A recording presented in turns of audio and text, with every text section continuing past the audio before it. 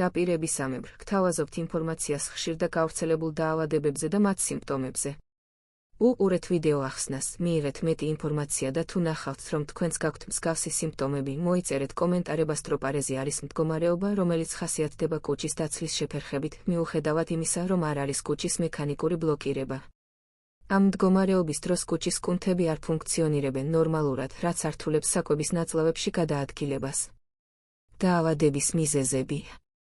იდიოპათიური გასტროპარეზი. ბევრ შემთხვევაში გასტროპარეზის მიზეზი უცნობია. ამას იდიოპათიური გასტროპარეზი ეწოდება.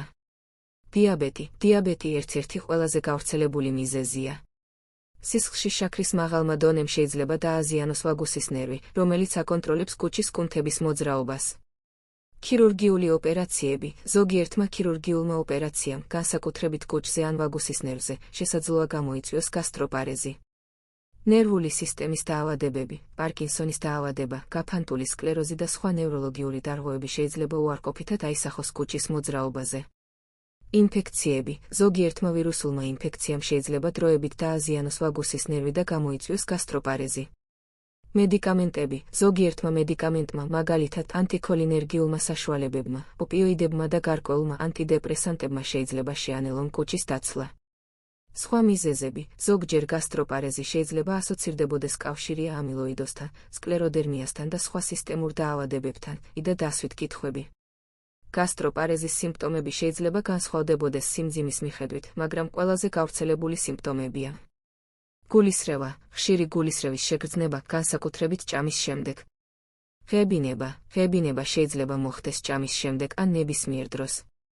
მუცლის შებერილობა. შებერილობის შეგრძნება, რომელიც ჩვეულებრივ ზემეთხანს გრძელდება. ადრეული დანაყრების შეგრძნება. მცირე რაოდენობის საკვების მიღების შემდეგ მალევე დანაყრების შეგრძნება. მუცლის ტკივილი ან დისკომფორტი. ტკივილი მუცლის არეში, რომელიც შეიძლება იყოს მუდმივი ან წყვეტილი. მადის დაკარგვა, მადის დაქვეითება და წონის დაკლება. გულწმარვა. გულწმარვის სიმპტომები კუჭის შიგთავსის საკლაპავში დაბრუნების გამო.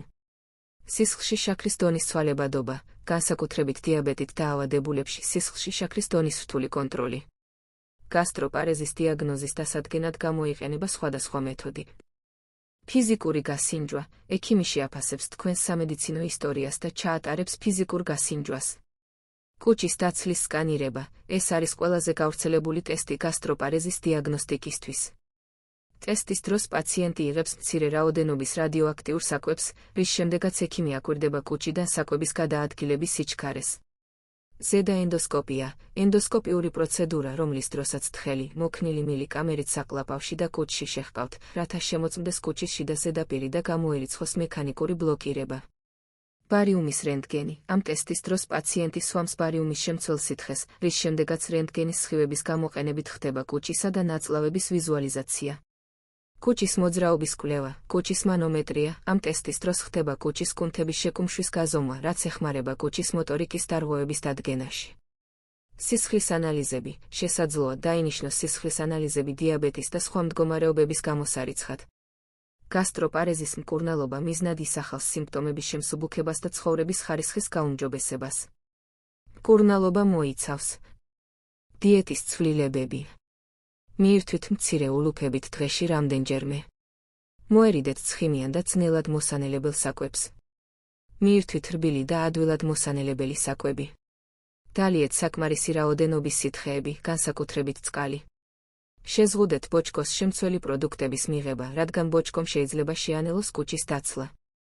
მედიკამენტური მკურნალობა. პროკინეტიკები. მედიკამენტები, რომლებიც ხელს უწყობენ კუჭის დაცლის დაჩქარებას.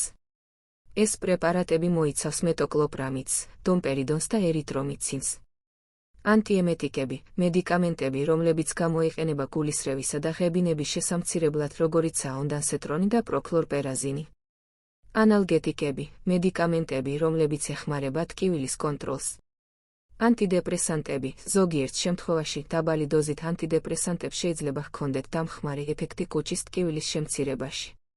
კუჭის სტიმულაცია. ზოგჯერ შეიძლება გამოყენებულ იქნას ელექტრონული კუჭის სტიმულატორი, რომელიც ხელს უწყობს კუჭის კუნთების მუშაობის გაუმჯობესებას. კვების მეთოდები, მძიმე შემთხვევებში, როდესაც პაციენტი ვერ იღებს საკმარის საკვებს, შეიძლება საჭირო გახდეს ნაზოგასტრული მილით კვება ან პარენტერალური კვება.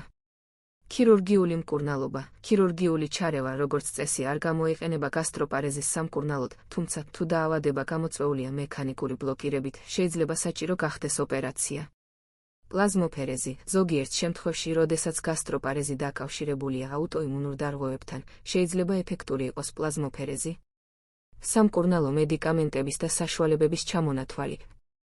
პროკინეტიკები, მეტოკლოპრამიდი, რეგლანი, დომპერიდონი, მოტილიუმი, ერიტრომიცინი, ციზაპრიდი, შეზღუდული ხელმისაწვდომობით, ანტიემეტიკები, ონდანსეტრონი, ზოფრანი, პროქლორპერაზინი, კომპაზინი, მეკლიზინი, ანტივერთი, დიმენჰიდრინატი, დრამამინი, ანალგეტიკები, აცეტამინოფენი, პარაცეტამოლი, იბუპროფენი, ტრამადოლი, ექიმის დანიშნულებით.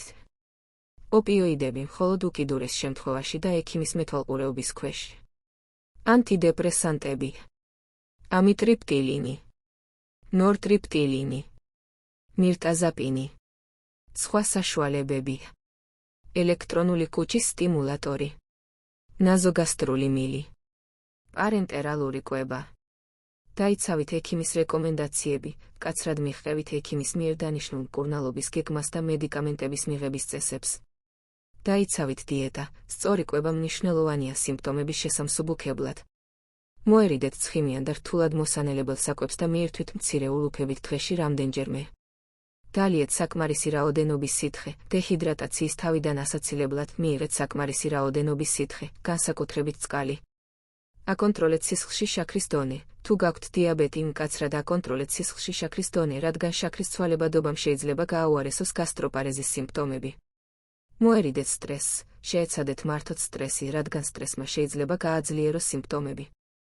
აკონტროლეთ სიმპტომები, ყურადღებით დააკვირდით თქვენს სიმპტომებს და აცნობეთ ექიმს ნებისმიერი ცვლილების შესახებ. რეგულარულად მიმართეთ ექიმს. რეგულარული კონსულტაციები ექიმთან აუცილებელია მკურნალობის ეფექტურობის შესაფასებლად და გეგმის კორექტირებისთვის. გასტროპარეზი ქრონიკული მდგომარეობაა, მაგრამ სწორი მართვით შესაძლებელია სიმპტომების ეფექტურად კონტროლი და ცხოვრების ხარისხის გაუმჯობესება. თუ თქვენ გაქვთ გასტროპარეზის სიმპტომები, მიმართეთ ექიმს დიაგნოზის დასადგენად და მკურნალობის დასაწყებად. დასვით თქვენი კითხვები ჯანმრთელობის შესახებ კომენტარებში. ასევე მოგწერეთ კომენტარებში, რომელ დაავადების შესახებ გსურთ მოგიმზადოთ ინფორმაცია. არ დაგავიწყდეთ გამოიწერეთ ჩვენი არხი, რათა შეიტყოთ უფრო მეტი სხვადასხვა გავრცელებულ დაავადებაზე და მათი მკურნალობის შესახებ. გისურვებთ ჯანმრთელობას.